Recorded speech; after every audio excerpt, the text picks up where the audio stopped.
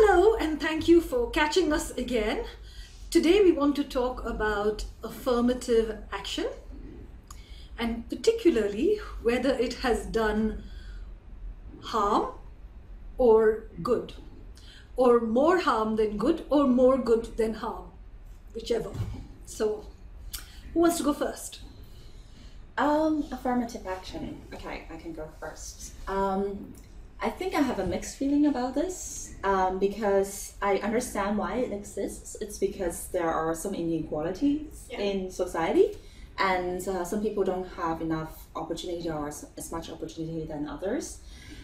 So the societies, like through education or working, employment, and different areas, they are trying to, like you said, compensate for that fact, and so that more underprivileged people lacking opportunities could have the same opportunities as others, and then advance in their career or education.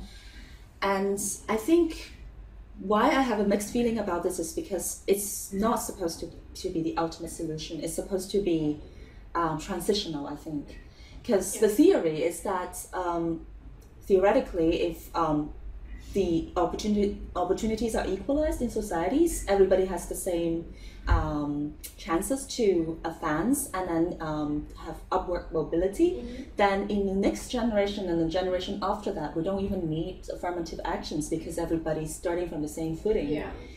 But it doesn't always happen that way. So it becomes like this transitional solution almost becomes like a rigid kind of bureaucracy or politically correct notion, but it's not going anywhere sometimes in some cases. So I don't know. I think it's needed, but I think we need more than that. Yeah. Yes, I agree with Cosmo. I think you make a very good point that this has to be a temporary fix. Like you, I have mixed feelings about this too, because there are for sure inequalities, but then what's going on here is that we're trying to build up a group of people, and then we're neglecting another group of people, and this in the future will actually cause problems too. So we have to be aware of this. We have to bring up everyone, not just, I mean, sure, there has been really bad things done in the past, but we can't hurt someone to make up for the wrongdoings of the past. So we have to have this kind of mindset and to make sure that we don't have similar problems in the future. Yep. For example, I have come across this. So education for women, it used to not be very encouraged, or it wasn't a big thing, but nowadays we're really encouraging our girls to get educated, and I think that's really good. Yeah. But in the process, we're also neglecting the boys, and I've come across statistics that girls nowadays are graduating a bigger number of girls, whereas boys are feeling not very confident about their chances to, say, get into uni or just similar things. And I think this is really unhealthy because this will create dynamics that are really, really unhealthy in the future. You will have really educated girls who will maybe have to choose partners that are not on their level, and it's tough. It creates all kinds of social problems. Yes. What do you think about this? Well, unlike the two of you, I'm very unambiguous about affirmative action. I actually think it's utterly wrong-headed, and this is why. So, the reason people have affirmative action is why? Because of historic discrimination, right? But then what is affirmative action? It is also discrimination in the other direction. Yeah, So they've taken the pendulum and swung it all the way in the other. So now, to avoid discriminating against one lot, they are discriminating for them and therefore against the other lot. In essence, this is what it is. And so it's not balancing the scales, it's creating a whole different other imbalance, which is what you guys said. So it's utter rubbish. It's the classic case of two wrongs not making a right. Yeah. And from my point of view, awarding anything other than on the basis of merit is a rubbishing idea, because then you get people who don't have the capability, who maybe don't even have the desire, but the quota is there, Yeah. and so they get in. And so what do you have? You have a half-baked world staffed and operated by people who wouldn't be there if they didn't get this uber ultra opportunity that was simply constructed by someone's like half-baked idea of righting a wrong. But it doesn't. My way forward, or my alternative to affirmative action, would be to simply remove the discrimination. You don't have to, it's like, if you have to create a level playing field where someone is down, you don't need to raise them up. You just need to bring them on the level. And then to bring them on the level simply requires removing the criteria that is depressing them in the first place. Yeah? So it is simply not restricting them from XYZ. Do you see what I mean? As opposed to throwing open, like getting a welcome wagon out and stuff like that. And that might make certain people feel very entitled to something because they didn't really have to earn it. Right. Well, they are. It creates an entitlement that may not be warranted. I'm not saying that in all cases it's unwarranted, but so, for example, I'm thinking like in India where you had the untouchables, and now they became a special class, right, where a lot of quotas were given to the untouchable caste. Is that so? Oh, very much so. The time of Gandhi actually came. Oh, okay, good.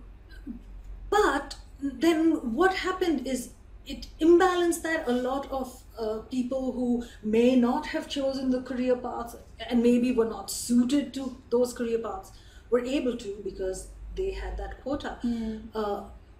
A better idea, and perhaps a healthier idea, would be to remove that whole concept of untouchability, because that was the problem. So just simply, for me, affirmative action is, in short, papering over the cracks.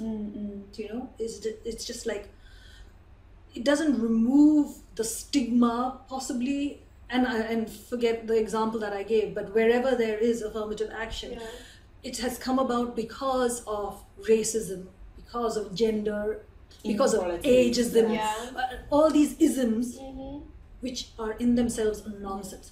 Get rid of those, and then you really have a level playing field. Because then, for example, the women who really merit it will rise to the top.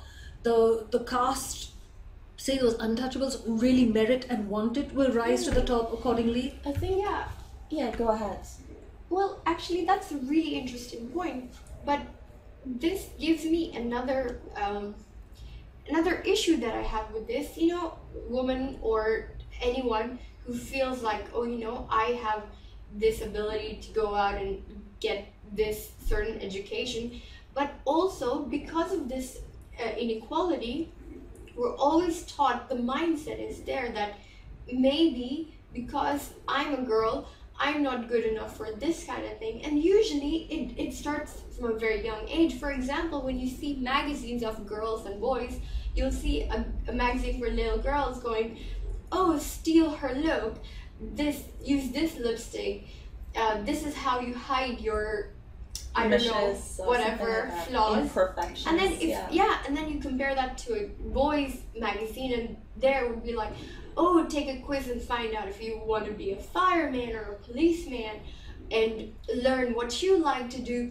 It's this kind of mindset that is so intrinsic. Yeah, exactly.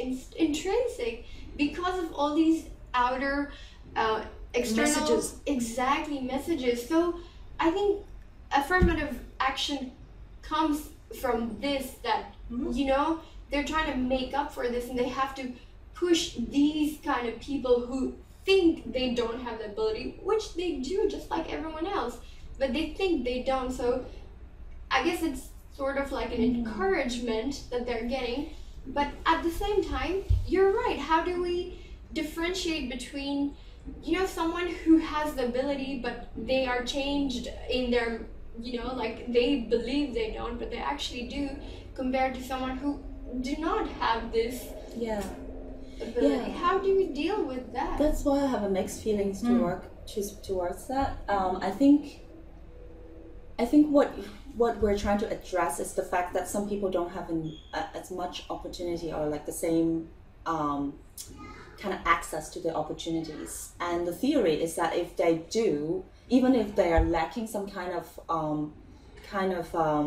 skills or like natural talent, by believing in them, like what you're pointing at, then we give them opportunities, and then they would actually fill out their new role and actually maybe bring that experience back to their community, back to their own people. So I think it's really hard to say like whether or not they are qualified to do it or not, because what we're trying to do, it is leveling the field. I feel like what I'm really uncomfortable with is the rigidness of the quota. Like, do you really need a number, or should it be like based on a certain criteria or things like that, or should it more be like a spirit or a principle rather than a rigid, like we're just going to fulfill the number, then we'll feel equal. Like, it doesn't change the mindset, it doesn't change the culture, it doesn't change the system. It's just another, like, so it's like brush it over. Exactly, it's just like another kind of bureaucracy created. Exactly. So I think the spirit, I agree with the principles, but I don't agree with the implementation, the necessarily like the details of the implementation. I think it really depends on like what situation we're talking about. Like, if we're talking about like things like a political body, like a Congress or Parliament, I do believe that minorities should be represented proportionally, at least proportionally. Like, why shouldn't the top of our government management have half women?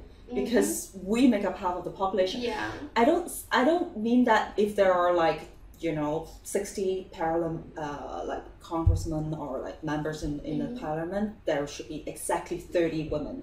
But it should be representative it of should the be whole a preponderance. Exactly, the whole population. Exactly. And I think the problem right now is that a lot of the times it's like people are discriminated against in a very implicit way. Like, a lot of people like some people have done this study where they use different names on a application form, and they find out that if you have a guy's name in science, especially in the world of science, or if you have a white sounding name, like, then you get more opportunities.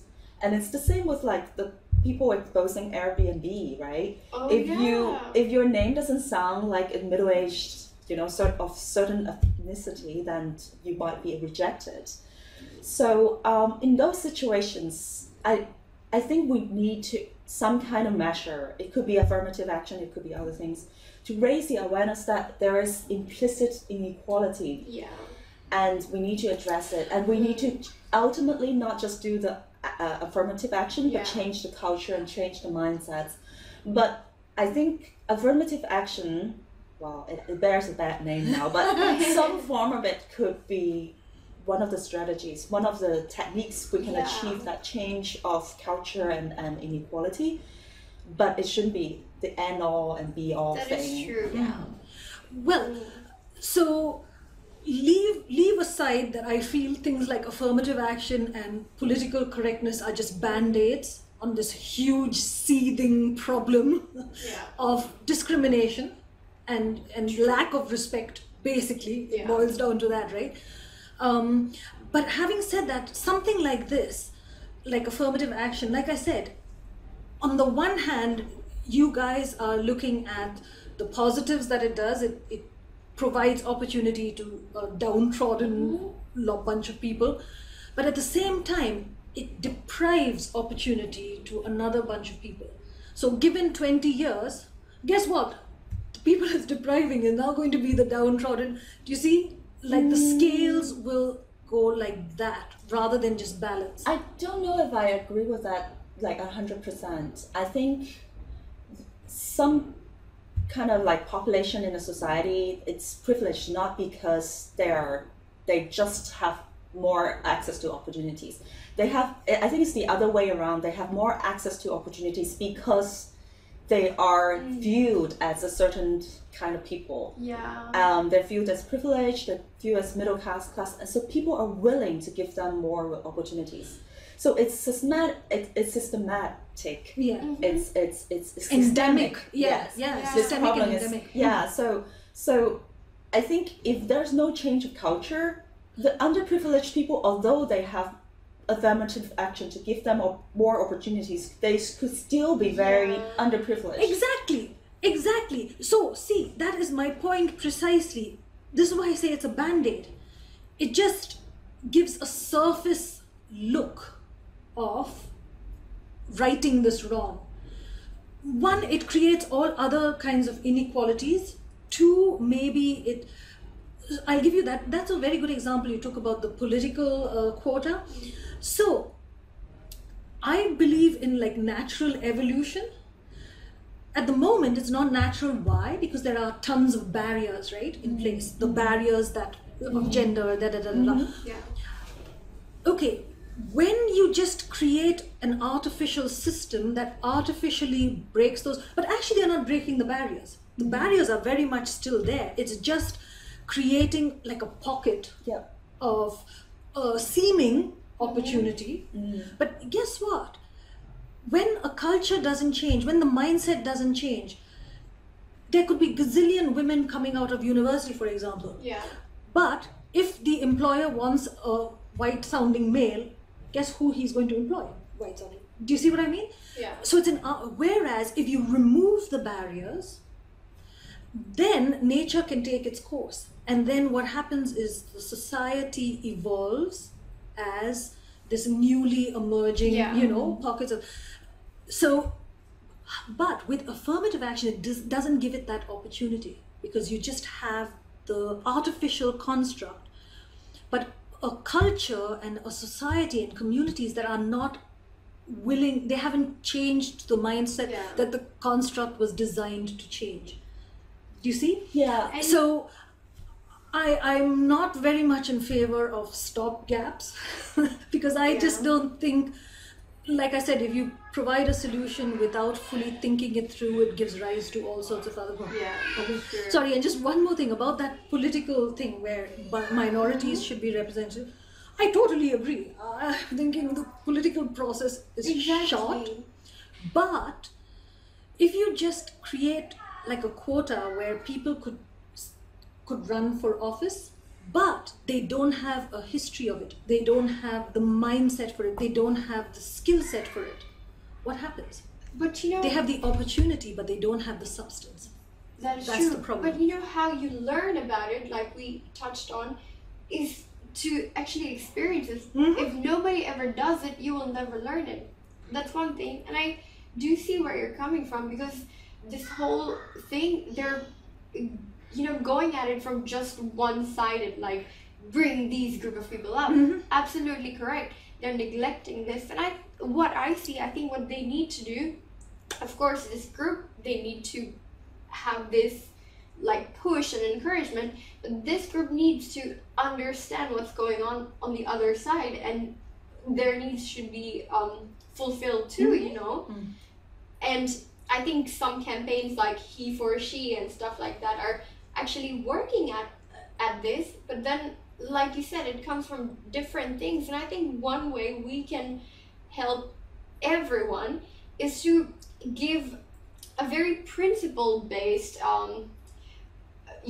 outlook on this thing, like equality. Why do we need equality, and what does it do for you, for this group of people too, not just the downtrodden, but the privileged? What does it do for them too? And I think that will encourage them, personally to advocate for it as well. Yeah, exactly. I think maybe this little thing is what we're missing, and this is what we should start paying attention to actually educate these people on equality too. Yeah. Because for sure, those that are suffering, they know they want equality, and equality is good. But the others, I think what we're doing is taking equality away from them, and that makes them very resentful. Instead of doing that, we need to help them understand that actually, if you have this person, if you give them the right opportunities too, it actually makes society better for you as well. So I think, it's like you said, it comes from a very good place, but the way it's being implemented, it is not good. Two wrongs do not make a right. So I think that is what we need to do. We need to pay attention to the other side of this whole argument, this whole thing, basically. Yeah, I agree with you in that. I think the people who are not represented, or the minorities, they need at least a few generations to grow. So maybe they don't fulfill the roles as of yet, or they don't have the relevant skill sets, but eventually, like we know, given the right opportunities, people will be amazing. They will rise to the occasion. So even if they don't have the opportunities or the skill sets right now, I think that we should give them opportunities. But is affirmative action the right tool for it? Not necessarily. I think it's too rigid. It's the quota. It's just very inflexible. I think the ideal situation, and it takes generations to change mindsets too. I think what we all agree is that culture need to change, mindsets need to change for equalities to actually be eradicated in society. But it takes a lot of time, and it takes a lot of change of minds over time. So I think we need to create this culture, this principle, this core value where, you know, we see a board of executives is like there are only one woman in a group of 10. That doesn't make any sense. Or like when we look at a very privileged school, very good education system, you see certain groups underrepresented. You're like, they surely would be as intelligent as the other groups. Why are they not represented? We look into it and try to fix it. It doesn't have to be a number. It doesn't have to be a percentage. But the principle should be respected, and it should be pursued. So I think that's the way to go. And then over a period of, I don't know, a few decades, of course, these it takes ages. People could, like the minorities, the underprivileged, they could rise up and be more equal. Naturally, because like being equal is not like, the mindset is very important, culture is very important, but the infrastructure around them and the support they need is very important as well. And that's the key here. You need to sort of teach people how to interact in daily interactions too, because this is so important. This is the core of this. For example, it reminds me, I was having, sorry, we're running out of time, but I was having lunch with a friend of mine and her boss, who's a male, and he kept asking her who is she seeing, and just being a little bit inappropriate. He would never do this to a male colleague. Exactly. And you know, she was taking it in jest because that's what you were supposed to do, you know, don't take it too personally. And she was like, you know, I'm not gonna answer this, blah blah blah. Still very polite, very nice, but you know, it makes me think and wonder, these are the kind of things that you have to tell people, like, this is wrong. If you want to do this to a guy, don't do this to a girl. If you want to do this to a girl, don't do it to a guy, you know? These kind of things, it is so stupid, but these things have to be taught. And I think that's where this whole idea comes in.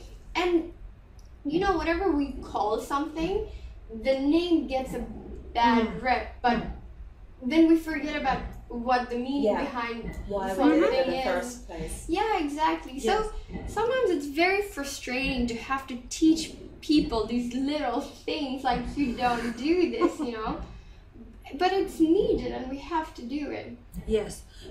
So if I could sum up for all of us, I think what we can all agree on is whatever action is taken, it's the best person for the job, it's the best person for the position, it's the person who's best equipped to do XYZ. And the choosing of that person or the opportunity should be colorblind, race blind, gender, basically blind.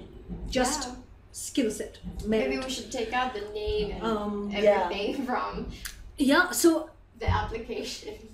No, but it is the application as well. It's the way it's done. It's done in a way, like I said, that is correcting the balance forcefully. You know, it's not powerfully. We talked about power and force, but anyway. So, to my mind, it would be better dissolution action. Where what is dissolved is the boundaries and the discrimination, and let those be washed away, and then just clean slate, you know. So whoever is able to sit for the test, for example, entrance test, whoever is able to apply for the job, or maybe the way to go is to remove all identifiers. I think like that is one way we can go about it, to remove identifiers. But starting from a clean slate, I feel like is way, way, way ahead in the future. We have to first change these mindsets for us to be able to do things like that. And I think taking out identifiers that is a really good start, because people start to notice their own discrimination. Sometimes people discriminate without even knowing. Yeah, exactly. It's very likely. Yes, and that was a good point, because you said where everyone benefits, because if you get the right person for the right job and the good fit, that's what counts, right? That's what should count. And so that's my main beef about affirmative action. But anyway, we've gone way over time. So shall we wrap up? Sure. All right, so excellent things to think about, and we'll catch you later.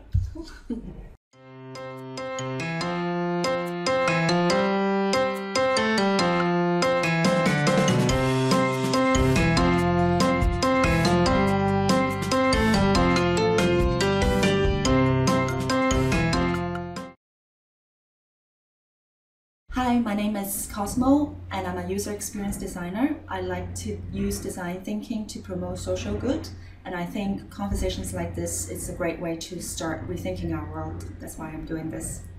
Hello, my name is Ghazala. I'm a big believer in providing people with the right tools to expand their perspective.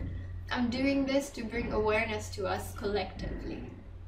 Hi, my name is Penny, and I really think the conversations that we have with each other in this world could do with a major upgrade. So that's the reason I'm doing this.